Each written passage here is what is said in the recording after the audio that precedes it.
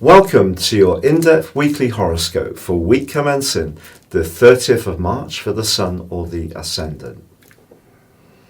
If you've yet to subscribe to my channel, I'd be really grateful if you did so now. Because of the illness I've had over the last 5 years, it does mean that I've got a little bit behind on YouTube, even though I've been on the channel for 10 years. Any subs give signals to YouTube to share my videos more, so much appreciate your help. Comments or likes welcome too. I do interact with everyone. This week begins in dramatic fashion with Mars, the planet of drive, moving into the sign of Aquarius, where it instantly connects with Saturn, and they're going to be side by side for the whole of this week. Mars is about action, and it's about our desire to show who we are as individuals, but in the sign of Aquarius, which is much more to do with community, and its conjunction with Saturn, I think this is an opportunity for us all to come together in some kind of a combined effort. And the obvious way that this can happen is going to be around the COVID-19 crisis. So I think we're getting more information coming in, and that's going to help some of the response to become more efficient and more urgent in some ways, but also more effective. But in a purely personal situation, Mars combining with Saturn in this area is a great opportunity to think about our longer term futures. And if we can work hard, but also work hard for the good of others as well as ourselves, then that's a good signal that we can gain from this combination.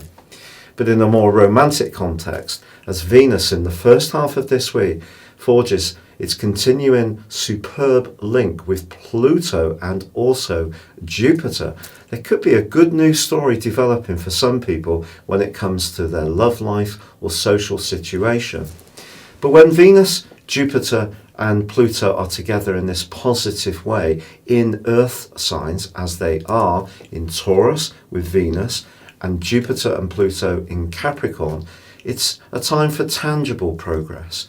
And yet in the second half of this week, as Neptune is joined by Mercury, as Mercury speeds up after its recent retrograde, there could be the potential for some blurry communications, for things not to be quite so clear.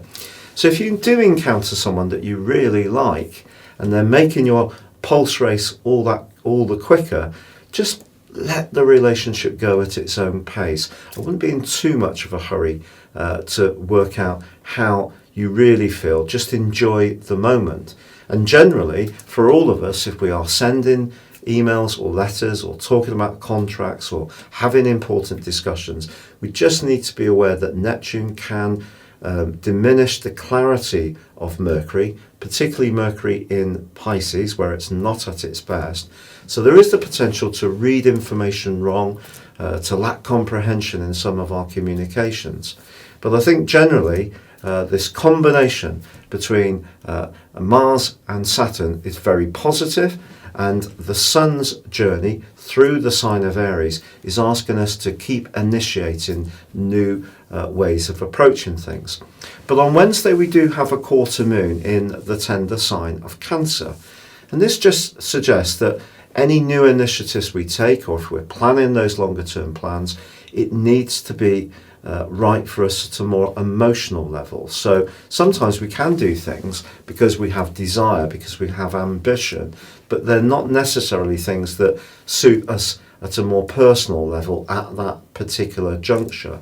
And it is possible that someone close to us could be a little bit of a wet blanket when it comes to a new idea, a new initiative, or enthusiasm that we're putting into a situation. So we just need to be aware that there could be a bit of push and pull between loved ones and our personal desires in the second half of this week.